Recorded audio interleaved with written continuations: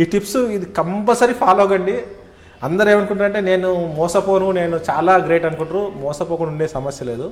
మనకి ఎప్పుడైతే unknown call నుంచి వీడియో కాల్ వస్తుంది కదా సార్, మనకు వీడియో కాల్ వచ్చినప్పుడు ఫోన్ అటెండ్ చేసే ముందు ఈ కెమెరా ఉంటుంది కదా, ఫ్రంట్ కెమెరా, ఈ ఫ్రంట్ కెమెరా క్లోజ్ చేసి వీడియో కాల్ యాక్సెప్ట్ చేయండి. మీ ఫేస్ రికార్డ్ కాదు, అక్కడ ఏముందో కనపడుతుంది. ఇన్ కేస్ హనీ ట్రాప్ ఉన్న అక్యూజ్డ్ అనుకోండి, అక్కడ అమ్మాయి న్యూడ్గా కనిపిస్తుంది, కానీ మీరు కనపడినంతసేపు వాటిని బ్లాక్మెయిల్ చేయాలి. కెమెరా క్లోజ్ చేసి ఫోన్ అటెండ్ చేయండి. అన్నోన్ కాల్ కాదు, ప్రతి కాల్. అందరూ ఏంటంటే అన్నోన్ కాల్ చేస్తే సరిపోతుంది కదా, నోన్ కాల్స్కి ఎందుకు ప్రాబ్లం అంటారు. స్కూపింగ్ అనేది ఒకటి ఉంటుంది సార్. దాంట్లో ఏంటంటే మీ పేరుతో నాకు కాల్ వస్తుంది, మీరు కాదు నాకు చేసేది. మీ నెంబర్ నుంచి నాకు కాల్ వస్తే నేను ఏమనుకుంటాను, మీరే కావచ్చు అని నేను క్యాజువల్గా అటెండ్ చేస్తాను.